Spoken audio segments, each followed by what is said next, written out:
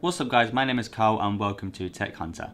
Today we've got another case from the guys over at Gamemax, and this one just might be my most favourite case of theirs to date.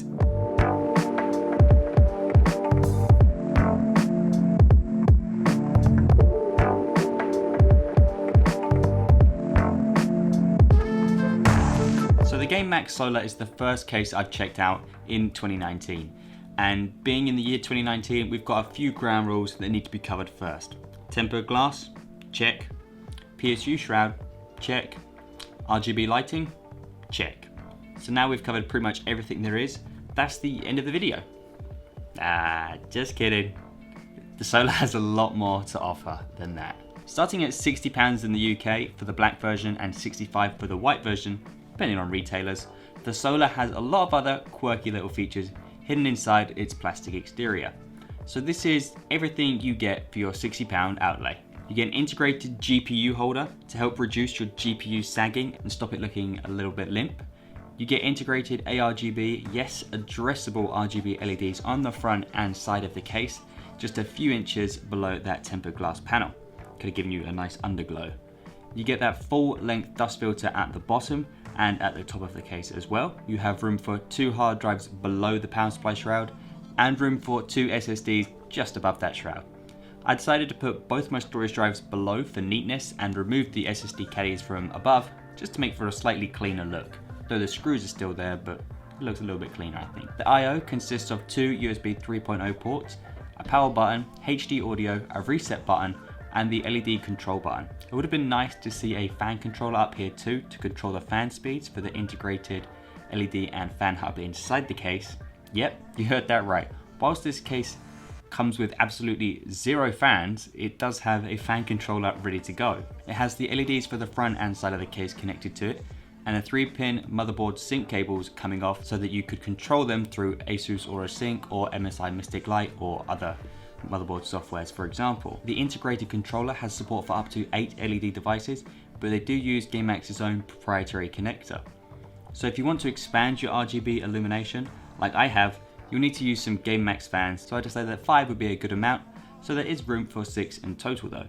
Unfortunately, without that motherboard sync cable connected, there's no way to control the fan speed of the fans without removing the rear panel to access the controller and press one of those 3 buttons on the device itself. The 3 buttons consist of LED speed, fan speed, and another LED mode cycle button. For cooling, there is space for 3 120mm or 2 140mm at the front, space for 2 140 or 2 120mm fans at the top of the case, and space for 1 120 or 140 fan at the rear. Also, there's support for 240mm radiators at the top, whereas for tower CPU coolers, you'll have a maximum height of 180mm.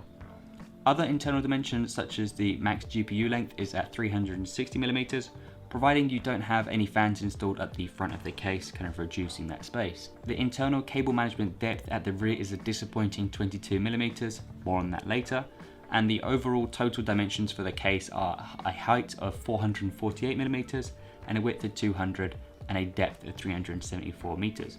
Overall, a fairly compact case, weighing in at 7.2 kilograms before you add in your own hardware. So I briefly touched on the cable management of the case during the dimensions.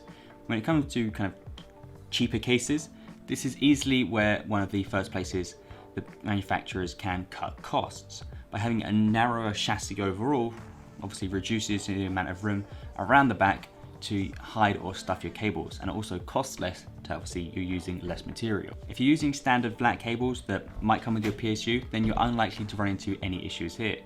But if you're using cable extensions that a good looking case like this one deserves, like what I did, then you may well struggle to get that rear panel on, again, like I did. I didn't spend a lot of time on cable management as this build will end up being taken apart after this video is filmed.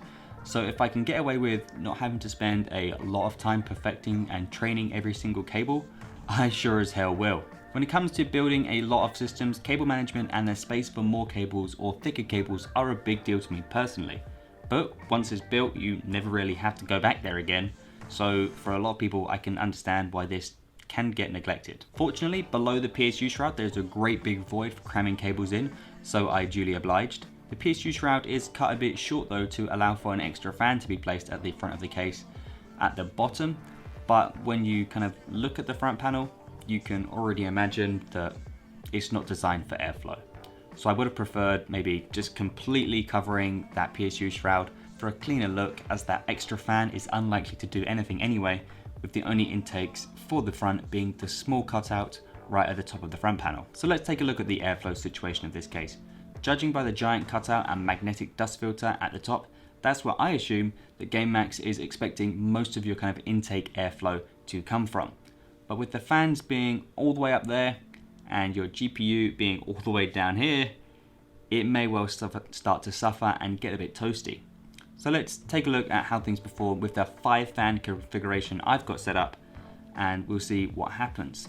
The fans are set to the quieter preset on the controller, as I assume that's what most people will leave them as, and it kind of gives more of a worst case scenario if you don't want to suffer with the noise. I also took the front panel off too to see how much that affected our temperatures, and I also cranked up the maximum temperature targets of our GPU to 88 degrees and the power percentage all the way up to 111%. So I did a quick test with Thermark with the front panel on and the fan speed set to 60% with an ambient temperature of 22, and we hit 60 degrees on the CPU and 83 on the GPU.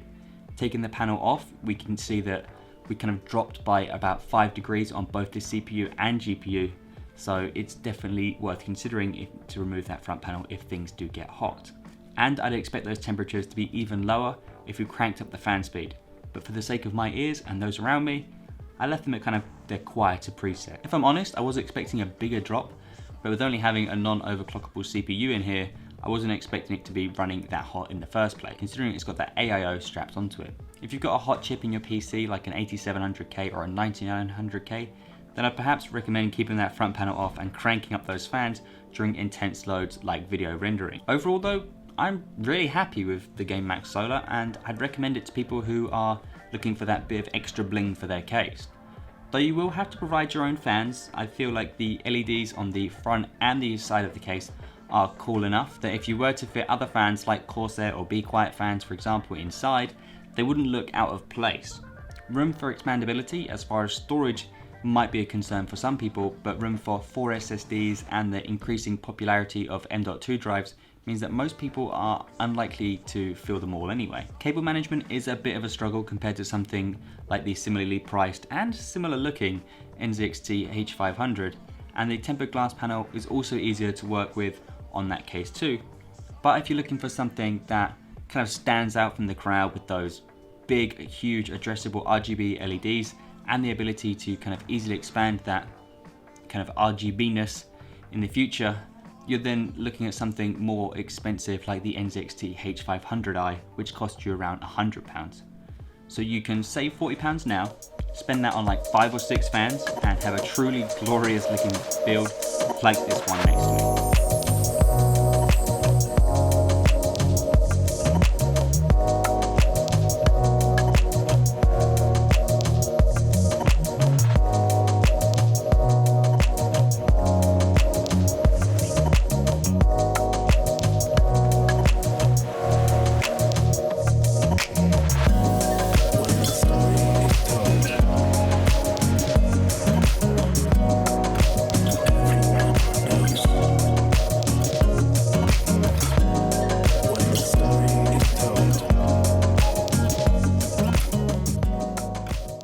Anyway though guys, that is the end of the video.